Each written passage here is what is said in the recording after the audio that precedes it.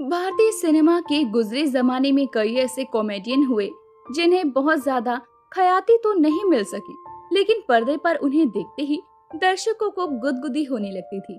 ऐसे ही कॉमेडियंस में से एक थे बिरबल, जो कई सालों तक फिल्म इंडस्ट्री में एक्टिव रहे और उम्र के 80वें पड़ाव पर भी उनके भीतर अभिनय को लेकर वही पुरानी सी दीवानगी है।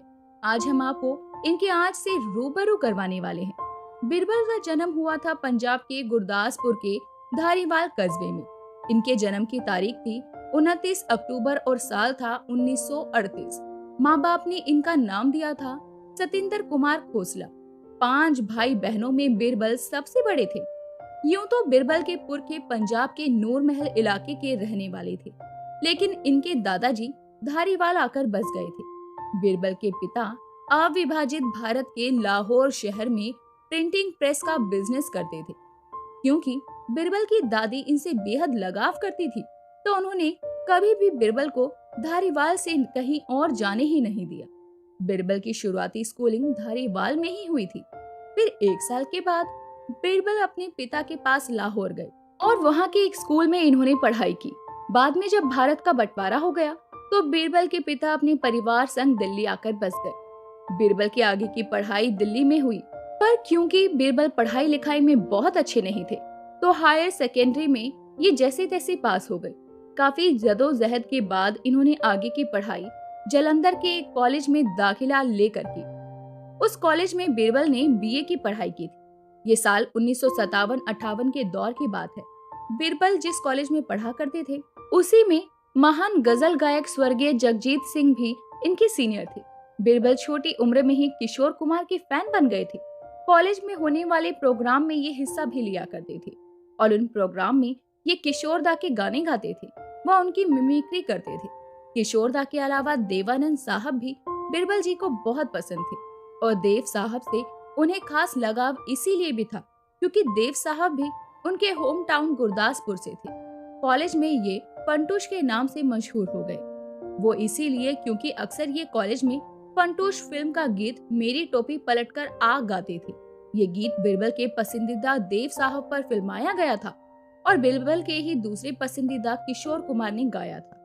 अब तक इन पर एक्टिंग करने का कोई भूत पूरी तरह से सवार हो ही चुका था, तो ये किशोर कुमार की हर फिल्म का पहला शो देख कर आते थे। इस तरह इनके पिता को भी इस बात की भनक हो गई कि ये एक्टर बनने का ख्वाब देख रहे हैं। पिता को ये बात जरा भी पसंद नहीं आई। वो अक्सर इन्हें डांटा करते थे, लेकिन पिता की डांट का बिरबल पर कभी भी बुरा असर नहीं हुआ, क्योंकि ये जब महज 12 साल के ही थे तब इनकी माँ चल बसी। माँ के बाद पिता ने ही इनकी और इनके भाई बहनों की परवरिश की। मुंबई आने के बाद ये प्रेस के ऑर्डर तो लेते ही थे, लेकिन इनका ज्यादातर वक्त डायरेक्टर रामदयाल के ऑफिस में गुजरता था। ये अक्सर रामदयाल और उनके दोस्तों को कॉमेडी करके दिखाते रहते थे। फिर लगभग 5 महीने के बाद रामदयाल ने अपनी फिल्म राजा के एक गाने में इन्हें महज एक शॉट के लिए रखा। इस फिल्म में जगदीप लीड हीरो के रोल में थे। ये स्टूडियो धक्के खाने लगे। इस दौरान इनकी दोस्ती उस दौर की नामी डायरेक्टर राज खोसला के असिस्टेंट सुदेश इस्सर से हो गई। सुदेश इस्सर BR चोपड़ा की महाभारत में दुर्योधन बने अभिनेता पुनीत इस्सर के पिता थे। एक दिन सुदेश इस्सर ने बिरबल को राज खोसला की फिल्म दो बदन के सेट पर बुलाया। उस दिन कॉलेज का एक सीन शूट हो रहा था। बिरबल कॉलेज स्टूडेंट की भीड़ का हिस्सा थे। फिल्म का एक सीन गुलशन बावरा पर शूट किया जा रहा था, लेकिन अभिनेता मनोज कुमार को गुलशन बावरा उस किरदार के लिए फिट नहीं लग रहे थे।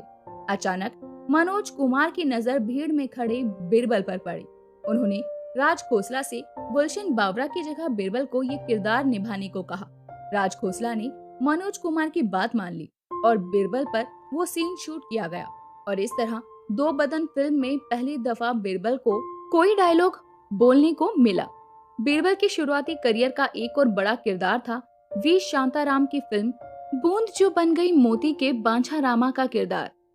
वो किरदार बहुत मशहूर हुआ था और बहुत से लोग तो बिरबल को बांछा राम के नाम से ही पुकारने लगे थे। और इसी फिल्म के बाद बिरबल फिल्म इंडस्ट्री में पूरी तरह से जम गए थे। उन्होंने एक से बढ़कर एक और नामी स्टार्स और डायरेक्टर्स के साथ में काम किया और अपने करियर में बिरबल ने 500 से अधिक फिल्मों में काम किया। बिरबल जी की निजी जिंदगी की बात करें तो साल 1972 में आई फिल्म दरार की शूटिंग के लिए बिरबल जम्मू गए थे। इस दौरान वहां की लड़की से बिरबल को इश्क हो गया, लेकिन इनका वो इश्क एक तरफा ही था। फिल्म के डायरेक्टर वेद राही को जब पता चला कि बिरबल किसी लड़की को अपना दिल दे बैठे हैं, तो वो उस लड़की की माँ से बिरबल के लिए उनकी लड़की का हाथ मांगने पहुंच गए। लेकिन उस लड़की की माँ ने ये कहकर बिरबल का रिश्ता ठुकरा दिया कि मैं अपनी लड़की को कुएं में धकेल दूंगी, लेकिन किसी फिल्म वाले से उसकी शादी नहीं करवाऊंगी। बिरबल का दिल टूट गया और काम निपटाकर ये अपना टूटा दिल साथ लिए अपने पिता के पास दिल्ली आ गए। पिता ने दिल्ली के जनकपुरी इलाके की एक लड़की से इनका रिश्ता तय कर दिया। इस दफा बिरबल ने पिता की बात को माना और उस लड़की से शादी कर ली। आज बिरबल एक बेटे और एक बेटी के पिता हैं। इनकी बेटी की शादी मुंबई में हुई है, जबकि इनका बेटा एक शिपिंग कंपनी में बढ़िया नौकरी करता है। आज बिरबल दादा और नाना भी बन चुके हैं। बिरबल की उम्र अब 50 साल की हो गई है, लेकिन आज भी उनमें वही जिंदा दिली मौजूद है जो कि उस वक्त हुआ करती थी जब वो फिल्म इंडस्ट्री में आए थे। लेकिन हाल ही में 12 सितंबर को बिरबल का 84 साल की उम्र में निधन हो गया। बिरबल खोसला को बढ़ती उम्र से जुड़ी कई समस्याएं थी, लेकिन घुटने में तकलीफ ज्यादा थी, वो चल नहीं पाते थे। हालांकि पैसे की कोई कमी नहीं थी, क्योंकि बेटा सिंगापुर में नौकरी करता और वो खर्चा पानी भेजा करता था। परिवार में उनकी पत्नी भी है। बिरबल ने मनोज कुमार की फिल्म उपकार से डेब्यू किया था। उन्होंने अमीर गरीब, रास्ते का पत्थर, सुन मेरी लैला, अनीता, इंसान, एक महल का सपना हो, मोहब्बत की आरजू, बलिदान, चोरी मेरा काम, ईमानदार, दो बदन, पागल कहीं का जैसी हिंदी, मराठी और भोजपुरी में 500 से ज्यादा फिल्मों में काम किया।